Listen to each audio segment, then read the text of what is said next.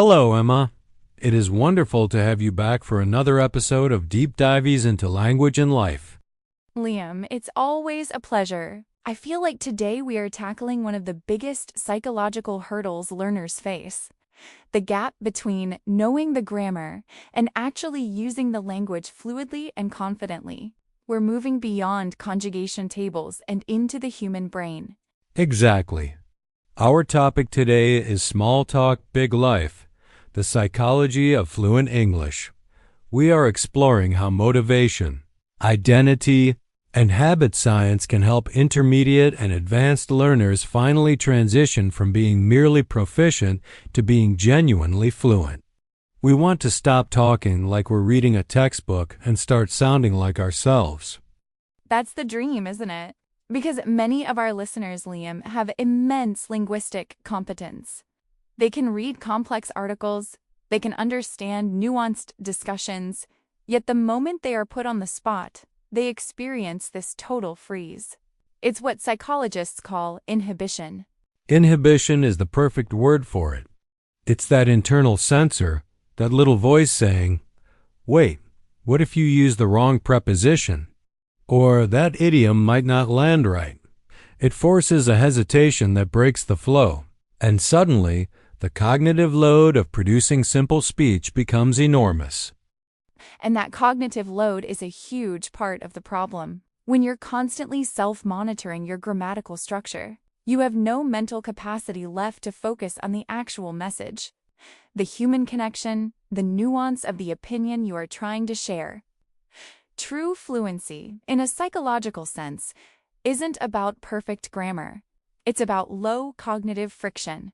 That's a brilliant way to phrase it, Emma. Low cognitive friction. So let's start with the foundational element of achieving that, identity. We talk about habits a lot in language learning, but those habits won't stick unless they are rooted in a shift in how the learner sees themselves. Absolutely. James Clear in Atomic Habits discusses the layers of change, outcome, process, and identity. Most people focus on the outcome, I want to speak fluently, or the process. I will study for 30 minutes, but the most powerful change comes from identity. I am a person who speaks English. That change from "I am studying English" to "I am an English speaker" sounds subtle, but it completely reframes your actions. If you identify as a speaker, your internal justification for seeking out difficult conversations, for risking mistakes, changes fundamentally. You're not practicing. You are simply existing and communicating in your second language. And this taps into what linguists call the L2 self, or the idealized second language self. Who is the person you want to become through this language? If you envision your L2 self as articulate, funny, able to hold complex debates, then the decisions you make today need to align with that person. If I see myself as someone who naturally uses idiomatic expressions, for example, then when I hear a new one, I don't just passively note it down. I actively look for opportunities to deploy it within the next 24 hours, regardless of how awkward it feels initially. That active deployment is fueled by identity. It transforms fear into necessity. If you are an English speaker, you have to communicate, and that means overriding the fear of inadequacy. It's the cure for imposter syndrome in language learning. The imposter syndrome screams, "You are pretending to be fluent."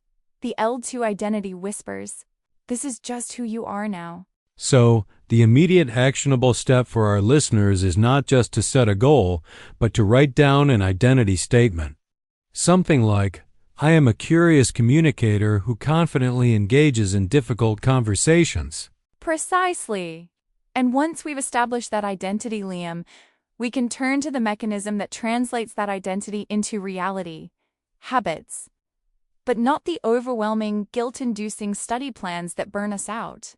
We need to talk about micro-habits and the compounding effect. The compounding effect is crucial. It's the realization that a 1% improvement every day doesn't lead to 365% improvement over a year. it leads to an improvement nearly 38 times greater. But in language learning, people often overlook the small win because it doesn't feel dramatic. We're conditioned to look for the massive breakthrough, the sudden moment of enlightenment. But fluency is built through consistency, not intensity. If a learner commits to a 3-hour study session every Sunday, they are far less likely to succeed than someone who commits to 15 minutes every single day, without fail. Because the larger commitment creates higher friction. The psychological barrier to starting is massive. Think of someone facing those 3 hours. They need the perfect environment, the perfect material, the perfect mindset. Contrast that with the micro-habit. Let's use the concept of an implementation intention. Instead of "I will study English," you define the specific time, place, and action. After I pour my morning coffee, I will immediately open a dictionary app and learn 3 new words for exactly 5 minutes. I love that, Emma, because it uses the technique of habit stacking, attaching the new, small habit to an existing, established routine. The habit of drinking coffee already has momentum, or inertia, as physicists would call it. We are simply borrowing that inertia for language acquisition. And the benefit of the 5-minute burst is that it's usually below the threshold of resistance. You rarely feel tired or unmotivated enough to skip 5 minutes. And often, once you start, you might continue for 10 or 15 minutes, but the commitment was only 5. You've banked that win early. We also need to apply this to output, not just input. A powerful output microhabit could be the reflection voice note. Every evening, before bed, record a 2-minute voice note on your phone summarizing your day without stopping or editing. The goal isn't perfection. It's continuity of speech. That voice note exercise is brilliant for breaking the internal self-correction mechanism. In real conversation, you don't get to hit the backspace button, so you shouldn't allow yourself to do it when practicing privately. It trains your brain to prioritize communication speed over grammatical flawlessness. It builds resilience, which brings us to the third major psychological component we need to discuss: the comfort zone myth, or the necessity of productive struggle. Advanced learners often plateau because they unconsciously avoid situations where they might fail. The plateau is dangerous precisely because the learner is very comfortable. They can handle familiar topics, their job, their hobbies, the weather, but introduce an abstract philosophical debate or a topic with highly specialized vocabulary, and they retreat immediately. They suffer from linguistic risk aversion. They feel safe staying within the language boundaries they know, even if those boundaries severely limit their ability to express their true personality or complex opinions. We must dismantle the myth that learning should always feel good or easy. In psychology, we understand that true growth requires cognitive dissonance and productive struggle. It's like weightlifting, Liam. You only build muscle when you push it past its current capacity, creating micro-tears that heal stronger. Language acquisition works the same way. The linguistic micro-tear happens when you try to articulate an idea that you only have the vocabulary for in your native language, not in English. You have to fumble, you have to search, you have to apologize for the delay. That struggle, that friction, is the growth hormone for your fluency. And we need to encourage our listeners to actively seek out those moments. If you usually speak with a specific conversation partner, perhaps seek out a native speaker with a totally different accent or professional background. If you usually discuss current events, force yourself to discuss abstract concepts like ethics or postmodernism. The moment of highest growth is when you catch yourself trying to translate an idiom directly from your native language and realizing it makes no sense. The frustration pushes you to find the natural English equivalent, forcing a cognitive leap.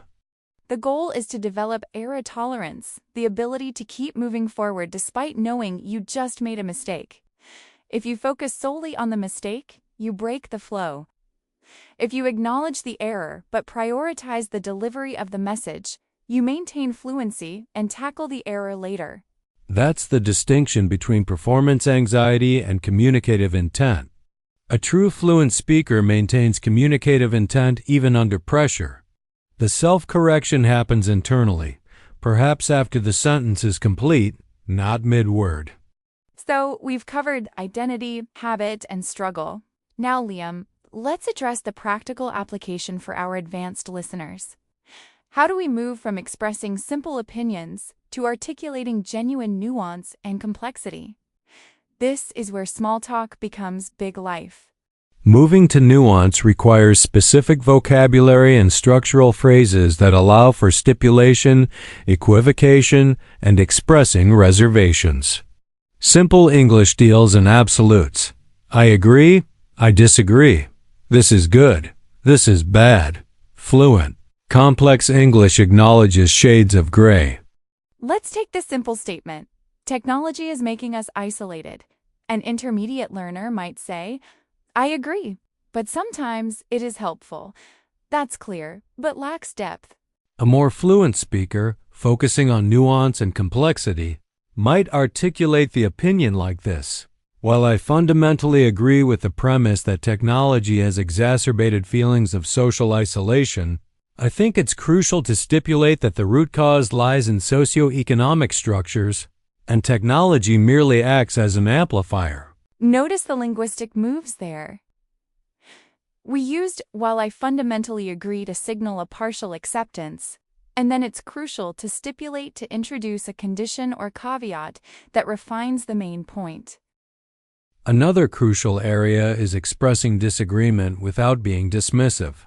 In English, we often use softening phrases to maintain politeness while introducing a strongly held opposing view. Instead of "you are wrong," which shuts down the conversation, we use phrases that create psychological safety. For instance, I see the merits of your argument, but I have to express some reservation regarding the long-term feasibility of that policy. Or, I might push back a little on the assertion that money is the sole driver here. I might push back a little is such a high-utility phrase for advanced learners. It signals disagreement, but frames it as a collaborative intellectual effort, not a confrontation. It speaks volumes about the speaker's cultural fluency as well as their linguistic dexterity. Let's practice a few of these high-utility phrasing structures.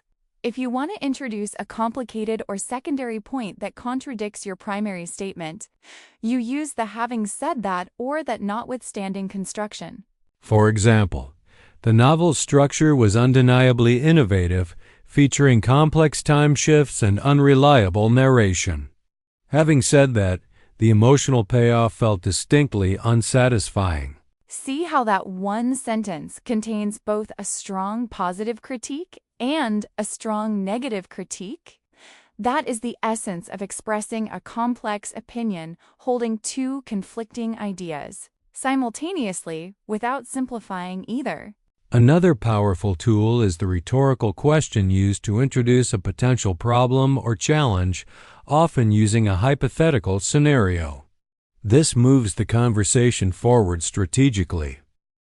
For example, instead of stating directly, "That plan won't work because it's too expensive," which is blunt, you could say, "But doesn't that strategy beg the question of fiscal sustainability, especially in the event of an economic downturn?" Beg the question is an excellent addition to the advanced learner's vocabulary, meaning to raise a point or suggest a need for further discussion. It opens up the conversation rather than trying to conclude it prematurely. The entire toolkit for psychological fluency is built on moving away from binary thought, wrong, good, bad, and learning the language that reflects reality's complexity.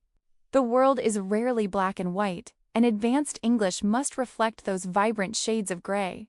This brings us back to identity, Emma. A person who identifies as a truly fluent speaker enjoys the challenge of articulating that complexity. They don't shy away from the ambiguity of language. They embrace it. And this journey requires patience, especially with yourself.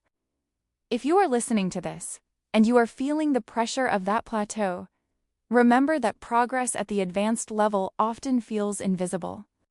It's not about learning 300 new nouns. It's about gaining an extra 3 milliseconds of processing time during a difficult conversation. Those 3 milliseconds are the difference between a fluent response and a hesitant one.